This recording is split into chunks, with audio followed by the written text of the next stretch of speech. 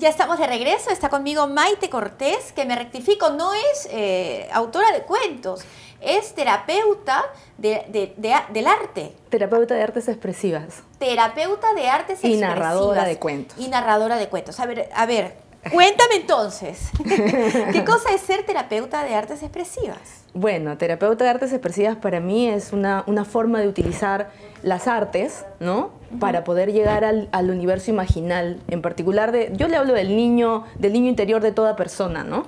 Y es a través del arte y de la imaginación que empezamos a procesar temas que se quieran desarrollar, habilidades, ¿no? Usualmente la persona viene con un motivo, ¿no? Algo que quiere mejorar en su vida y es ingresando a las artes donde puedes encontrar ¿Y con qué arte puedes hacer esto? ¿Con cualquier arte? Es que justamente lo interesante es que aunque soy narradora, me he sorprendido de la importancia de atravesar por diferentes modalidades de arte para profundizar en las imágenes de tus historias. O sea, si bien es cierto que utilizo los cuentos como sensibilización o llegamos a una historia después de haber creado muchas cosas, es muy interesante ver cómo desde la arcilla puedes llegar a veces dices, no, ¿cómo ingreso a mi mundo imaginal? ¿Cómo lo hago? Pero de repente, jugando con la arcilla llegas a una forma. ¿Y esta forma cómo se llama? ¿Dónde está? ¿Quién es? Eso en el caso de un adulto, por ejemplo. No, con niños y niños adultos. También. Sí, vamos creando. Ya, pero en el caso de los niños, el usar cuentos, ¿cómo es que les ayuda? O cuéntanos un poquito cómo es este proceso. Bueno, algo que a mí me hizo ingresar al terreno de las artes es que, bueno, inicialmente comencé como narradora de cuentos. Y como narradora de cuentos empezaba... ¿En dónde? ¿En fiestas? Para una editorial. Ah, para una editorial. Comencé bueno, soy comunicadora social, para comenzar. Para empezar. Y además, desde pequeña todo el tiempo he estado vinculada a las artes escénicas y iba experimentando que comunicar desde la nota de prensa, y mis colegas aquí lo saben, me resultaba insuficiente, ¿no? Así fuera publicada o no, así saliera en los medios o no, me era insuficiente para trabajar los temas de derechos humanos que a mí me interesaban, ¿no? Y empecé a trabajar en instituciones pro derechos humanos también, para niños, pero seguía sintiendo que necesitaba este mix entre este arte que me había acompañado toda la vida y las ganas de comunicar. Y de repente, hace ya 2007, me encuentro con los cuentos como una estructura pequeña que, como dice, ¿no? Cortázar, es como un knockout y ¡fa!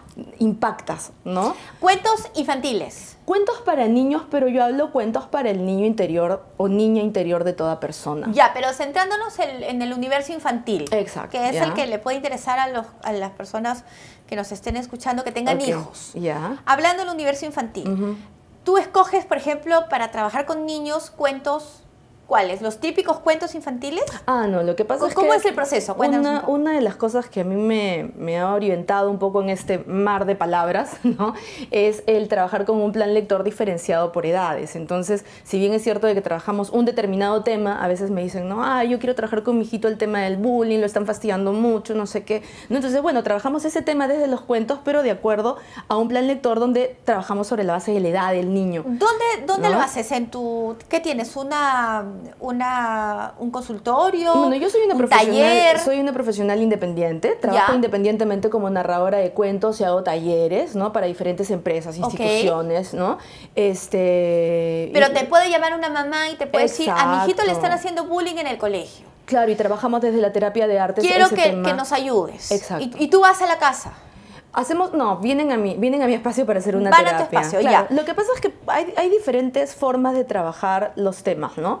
Por ejemplo, puede ser desde trabajar los cuentos para un cumpleaños, donde se trabaja el tema y los personajes y el imaginario de este niño, ¿no? Y, por ejemplo, terminamos contando cuentos, sí, pero cerramos la experiencia con las imágenes de este niño y creando un cuento colectivamente, donde se pone en valor cuáles son las imágenes relevantes para él, ¿no? Para él. Y terminamos creando sus imágenes. Pero también, por ejemplo, me han llamado en colegios, ¿no? Mira, acá hay mucho bullying, no sé qué, podemos trabajar el tema de los cuentos, entonces voy con un cuento que sensibiliza y terminamos jugando a las imágenes que se han despertado, cómo podrían sentirse mejor este personaje, y vamos trabajando con estas emociones que se han ido despertando, ¿no? Y que definitivamente están vinculadas con el tema que a ellos les afecta, ¿no? O sea, pasa mucho. Y luego ya las profesoras se quedan haciendo el seguimiento, las psicólogas, pero mi trabajo es más para sensibilizar, para movilizar, ¿no? Despertar el interés en removerlo y hablarlo, pero desde el juego, ¿no? Porque la idea no es decir, tú estás molestando a fulano, sal afuera. No es ser quien acusa no, es a nadie. La idea es tocar el tema, pero de una manera sensible, desde la imaginación, ¿no? Y luego, bueno, eso puede ser en un espacio grupal, luego se puede hacer también trabajando en espacios individuales, ¿no? O sea, los cuentos a mí me ayudan para sensibilizar y para procesar y profundizar en las imágenes de la persona. ¿Cómo eliges desde tus lo imaginal. cuentos? ¿Cómo los eliges? Creo que... ¿Son los cuentos clásicos? No, yo ¿Son los cuentos tipo La Caperucita Roja y el Lobo? ¿O son cuentos más distintos, novedosos? Claro. No tan conocidos, que sorprendan al niño por historia. En el proceso lo que yo he sentido es que más que decir con qué cuento trabajo es cuál es el tema que está resonando, ¿no? Y sobre la base de ese tema que necesito, el cuento como que viene solo, ¿no? No, pero por ejemplo, me refiero, o sea, si tú quieres hablar del tema de la obediencia, escoges, no sé, Los Tres Chanchitos, o escoges, no sé, el cuento en el que la cabrita dejó a los cabritos en la casa solitos y no la obedecieron. Claro. O sea, ¿eres así de rígida con los temas? No. ¿Cómo es el proceso? No, ¿Cómo lo sensibilizas? ¿Cómo llegas? Claro. ¿Cómo abordas los temas? Yo ya tengo 7 años trabajando con una editorial, hasta hace 7 años, ¿no? Y un poco la idea es que me he ido familiarizando con el plan lector de esta editorial y como que ya tengo los cuentos identificados por temas, ¿no? Y también cuando a veces el niño viene con un tema que no está dentro de mi repertorio, pues empezamos a crear, ¿no? ¿Y cómo te imaginas a ese personaje? ¿Y dónde está? ¿No? ¿Y cuántos años tiene? ¿Y dónde vive? ¿Y quién está junto a él? ¿Cómo está vestido? Y vamos creando y a la final es... una de las cosas que me gusta de la terapia de artes es que el experto no es el profesional, el experto es la persona, el experto de su propio mundo interior, así sea un niño, es él mismo, ¿no? Entonces, cuando va facilitando el camino hacia él, vas ingresando a sus imágenes, a sus formas, a sus sonidos. Yo me quedo sorprendida cómo los niños terminan haciendo el sonido del monstruo, ¿no? O sea, o cómo pueden terminar expresando a través de sonidos, de instrumentos, ¿no? O de dibujos, ¿no? Con trazos fuertes o con trazos sutiles o arrancando el papel. O sea, cómo pueden llegar a su imaginario sin necesidad de que yo como narradora tenga que tener el cuento específico para... Una de las cosas que más me gusta es cómo los puedo acompañar a llegar a ellos mismos, a sus propias historias, ¿no? Ya, o sea, ¿el cuento lo van haciendo ustedes? ¿O lo va haciendo el niño? ¿O van hablando de algún personaje de un cuento? Lo que pasa es que habría que distinguir qué es lo que queremos, ¿no? O sea, estamos trabajando con un grupo donde hay un tema grupal y vamos acompañando el tema grupal y de repente puedo partir por un cuento que a mí me parezca que va con la temática, ¿no? Eso es lo que suelo hacer. Y cuando trabajamos de manera individual ya vamos profundizando más en las imágenes que tiene que ver el niño, ¿no? Entonces ahí podemos empezar ya a escarbar en sus propias imágenes, ¿no? ¿Y cómo atrae su atención?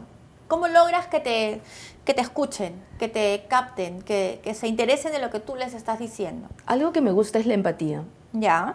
O sea, por ejemplo, puede ser que me pasa mucho en los cumpleaños, ¿no? O sea, hay algunos que están ya con la predisposición, tienen cultura de espectador, los papás los suelen llevar a un evento, a otro y están sentaditos esperando recibir, ¿no? En cambio, otros están agarrándose, jalando aquí, buscando allá. Entonces, busco empatizar con eso, ¿no? Entonces, de repente, si el niño está agarrando para acá, pues yo también empiezo a agarrar acá, ¿no? Y empiezo a buscar conectarme con eso que él trae, ¿no? Es difícil de hacer empatía con varios a la vez, ¿no? Claro. Eso sí es complicado. Claro, pero la idea es un poco ver quién es el que quién es el que está pidiendo mi ayuda, quién es el que está... El que pide tu ayuda por lo general es el que está más desanimado con la historia. Claro, a mí lo que me gusta es haber hecho este mix entre artista y terapeuta. Como artista yo podría decir simplemente, bueno, una seña, ¿no? Sáquelo afuera, no se puede trabajar, está haciendo rubia, claro, ¿no? Claro. Es lo usual, pero lo que tú quieres es integrarlo. Como terapeuta me interesa incluirlo, ser inclusiva, que sea una propuesta que integra, ¿no? Y los propios papás se integran también, tocando instrumentos, y fundamentalmente sí es este tema de la empatía, ¿no? Por ejemplo, nunca olvidaría en un salón, los chicos estaban súper dispersos, entonces empecé, bueno, ya, cada quien un sonido, ¿no? Y empezaron a hacer sonidos, terminamos haciendo como una banda, una orquesta, y después de eso, recién empecé a modular, ahora tú bajas, tú subes, tú bajas, tú subes, tú bajas, tú subes, y al final es, ahora sí comenzamos la historia, ¿no? Pero no entré yo he venido a contar un cuento y todos me escuchan en silencio, no, sino es más como empezar a establecer empatía con el otro. Por eso cuando me hablan del arte de contar cuentos, yo más bien pienso en ¿cuál es el arte de contar cuentos? Si no es otra que llegar a empatizar con el otro para que te escuche y estén como en un mismo tono, ¿no? O sea, usualmente cuando la mamá está, la típica, ¿no? La mamá contándole el cuento antes de dormir al niño está calmada, difícilmente está apurada, ¿no? Y es esta energía suave, cálida, que envuelve ¿no? Y el niño finalmente se duerme. Por eso hasta se habla de cuentos para dormir, ¿no? Claro. También hay cuentos para despertar, o sea, no necesariamente cuentos para dormir. Pero a lo que me refiero es que es generar esta empatía es lo que creo que a mí me ha ayudado para poder captar la atención de los niños, ¿no? No es tanto estrategias de que si grito más o si traigo el muñeco tal o cual. Creo que va más por sintonizar con lo que necesita el otro. Que sintonice con el niño. Sí, y puede partir desde comenzar a hacer sonidos, ¿no? ¿Y hasta qué edad crees tú que se le puede leer un cuento a un niño? Porque cuando un niño ya está en capacidad de leer él solo, ya no se le lee el cuento, ¿o sí? No, es que es interesante porque, claro, el niño una vez que aprende a leer ya lo puede leer solo y qué bueno que sea así, ¿no? Pero porque se le genera también el hábito de la lectura. Exacto. Porque puede ser también que el niño se acostumbre a que el padre o la madre le lea y él ya como que no pone en actividad pues su capacidad lectora, ¿no? Es que lo que creo es que lo que se obtiene son cosas distintas, ¿no? O sea, si yo tengo a mi papá leyéndome un cuento a los 15, 16, ¿no? O sea, lo que obtengo es un vínculo. Lo que siento como hija es que estoy fortaleciendo el vínculo. O sea, le importo, me da su tiempo, le intereso. Eso es importante. Independientemente después de eso, él podrá leer los libros que quiera en el colegio. Pero creo que lo rico de esto es el vínculo, es el otro, el estar con el otro. El pasar un tiempo juntos. Exacto, ¿no? Y creo que para eso no hay edad. Para eso no hay edad, dices tú. No, es más, si te das cuenta, en los planes lectores de los colegios llegan hasta quinto de secundaria con textos muy interesantes de acuerdo a la edad de los jóvenes, los adolescentes, ¿no? O sea, no hay edad para un cuento. Y en familias, por ejemplo, con varios niños, ¿te parece una buena idea? O sea, me encantaría que, por ejemplo, porque muchos papás andan preocupados por cómo acercar a los hijos a la lectura. Y yo pienso que una manera bonita es, bueno, llevándolos a una librería, que puedan escoger un libro que les guste, pero también compartiendo el libro entre todos. Entonces, en familias numerosas, por ejemplo, con varios niños, ¿tú qué propondrías o qué aconsejarías? De repente reunirse todos en algún momento con los chicos y leer cada uno una parte de ese libro. ¿Qué dinámica bonita familiar podríamos hacer los papás con nuestros hijos en nuestros ratos libres? Que involucre lectura de algún cuento. ¿Cómo podría ser? ¿Cómo lo podríamos plantear? Hay varias cosas, ¿no? O sea, creo que lo más importante es el ejemplo que enseña. Entonces, si yo pretendo que mis hijos hagan algo que yo no hago, difícilmente va... eso está descontado. Difícilmente va a generar pero hablando del vínculo al que tú te refieres, tú hablabas del vínculo, ¿no? Claro. Entonces, ese vínculo tiene que ser necesariamente unipersonal, digo yo. O sea, tú conmigo o yo lo puedo hacer con mis 3 hijos. Mira, algo que a mí me funcionó mucho es un poco partir desde el previo, ¿no? O sea, lo que pasa es que tú me planteas esta situación donde una familia con varios hijos, todos, queremos que todos participen. A veces los papás están tan ocupados que no tienen tiempo pues para leerle el cuento a uno, leerle el cuento. De repente puedes hacerlo con 2 o 3 a la vez. Exacto. No sé. Algo que es bien rico y yo utilizo mucho es, por un lado, el previo. O sea, no tanto la lectura en sí, porque de repente si no están familiarizados, o sea, si se les hace difícil, si ya es molesto. En primer lugar, que los cuentos sean elegidos por ellos, ¿no? Claro, básico. En primer lugar, si no va a ser muy difícil. No por el papá, tiene que ser por el niño. Porque a veces me dicen, no, es que yo quiero que lea tal cosa, pero es que de repente no es exactamente lo que quiere. O sea, no le interesa. Es más, yo misma comencé comprándole a mi hija animes y textos que no voy a decir el nombre, ¿no? Pero yo me decía, ay, le estoy comprando eso. Pero bueno, en el colegio ya tenía los otros textos, ¿no? Y este movimiento ocular por placer, o sea, ahora lee mucho más que yo y me siento feliz, ¿no? Pero comencé así, comprándole los libros que ella quería, pero invitándola a hacer una reflexión crítica de, oye, ¿qué tal estuvo? ¿No? Ah, fue entretenido, pero no pasó nada. Así ¿no? es, claro. Pero un poco acompañarla pero tiene que por ese nacer lado. del interés del niño. Pero puntualmente lo que me preguntabas, yo creo que es importante lo de hacerle sentir que la lectura es divertida. Ajá. Que es entretenida, que es interesante, que eso es algo que les va a gustar. Entonces, algo que yo suelo hacer cuando cuento cuentos, por ejemplo, en cumpleaños o para empresas, instituciones, o sea, yo les digo, yo les narro el cuento, o sea, no me lo tengo que aprender de memoria, o sea, simplemente... Lo lees y lo vas interpretando. Yo lo leo antes y les cuento lo que me acuerdo, ¿no? O sea, cuando busco hacer estas impros, okay. ¿no? Lo leo, les cuento lo que me acuerdo y digo, bueno, hay muchas cosas que yo no conté, ¿no? Y que están en el libro. ¿Ya? Y hay muchas cosas que el autor no ha dicho, pero que yo sí he dicho. ¿Quieren saber cuál es la verdad? Sí, ¿no? Y se ponen así, bueno, está aquí. No sé, el que quiere lo lee, el que no. Entonces como que, y es bien interesante, o dejarlos con el final a medias, ¿no? Pero, les cuentas un cuento, pero los dejas así en vilo. Entonces como que, bueno, los que quieran saber. Son estrategias interesantes. Son estrategias. Entonces, así no es tanto de que o sea, yo simplemente, y además lo sugiero, o sea, es más, ¿no? Mientras guardo mis cosas... Claro, ¿no? así quieres, ¿no? No, si quieres, mientras guardo mis cosas, o sea, lo puedes consultar, ¿no? Pero una vez que yo ya guardo mis cosas, los libros son lo último que guardo y ya me voy, ¿no? Entonces los vieras, para mí fue alucinante. Justo un director de un colegio me llamó para una reunión familiar, por ejemplo, ¿no? Y con sus hijos hice eso, ¿no? O sea, conté los cuentos y dije esto. Y se quedaron leyendo los cuentos mientras yo terminaba de guardar mis cosas. Y fue una sensación tan rica de sentir que de que niños que ahora están en la época del cangrejo, digo yo, usando solo 2 dedos, ¿no? Se interesan en leer algo porque simplemente se motivó, ¿no? Se dejó ahí como si quieres, y también retarlos, ¿no? O sea, si quieres, ¿no? O sea, si te da el tiempo para leerlo en el tiempo que yo... O sea, va a tener que ser rápido, lo siento, porque yo ya me voy. Entonces, esos son como retos, como... ¿no? Y algo rico también es que yo veo que los niños cuando están en esto de los juegos digitales obtienen mucho reconocimiento en el sentido de ¡papá! ¿No? Llegaste a 2 puntos. Ah, ok, qué bien, claro, te salen las estrellas, te saltan todas las cosas. Y es rico cuando ellos reciben eso también. ¡Qué bueno! Oye, te lo leíste todo. Claro. No han pasado ni 2 minutos. ¿Qué? ¿También vas a leer el otro? Wow. Entonces, para mí es subiste de nivel, ¿no? Claro. Wow. Claro. O sea, es como tener esta misma actitud del reconocimiento, pero desde lo vivencial, desde la palmadita en el hombro, del ¡wow! Lo pudiste hacer, ¿no? O sea, me parece interesante cómo ellos finalmente, cuando están solos en casa, buscan ese reconocimiento con sus deditos y cangrejito, ¿no? Claro, claro. Y ya cuando estamos en este contacto humano, este vínculo, recibirlo desde otra forma, mirándote a los ojos, ¿no? O sea, qué bien lo que has hecho, ¿no? O sea, este trato humano, este vínculo. Creo que el arte de vincularnos con las historias está en eso también, ¿no? ¿Y qué, o sea, cómo te das cuenta que has llegado a donde querías llegar con el niño? Por ejemplo, si viene una mamá con un niño que te dice necesito ayuda porque mi hijo se está sintiendo así, o le están haciendo bullying en el colegio, o está haciendo bullying a otros niños. ¿Cómo te das cuenta que le haces un seguimiento? Cuando es capaz de cambiar su historia. O sea, quizás nosotros no podemos cambiar lo que hacen los demás, o sea, los que hacen los demás, en fin, o sea, que de repente, ¿no? O sea, en el colegio se ponen normas, en fin.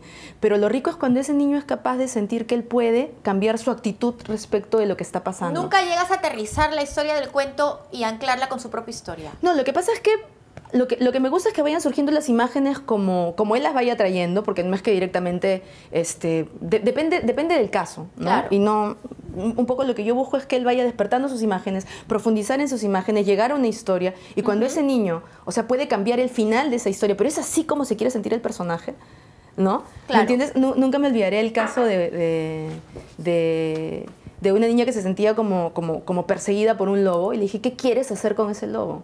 Cortarle la cabeza.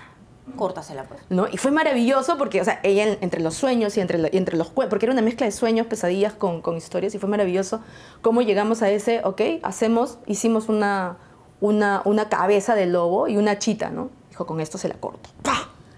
¿No? Y le cortó la cabeza. Claro, o sea, ¿no? Y sí, ¡pah! Y ya está, y ahora quédatelo tú, ¿no? Y yo lo guardé, ¿no? Claro. Fue muy lindo, o sea, cómo podemos cambiar el final de nuestra historia. O sea, lo que me gusta de los cuentos es que nos permiten entender que hay muchas realidades posibles, ¿no? Y que yo también puedo decidir cómo sentirme respecto de la realidad que me tocó o de la realidad que estoy viviendo. Claro, porque finalmente, ¿no?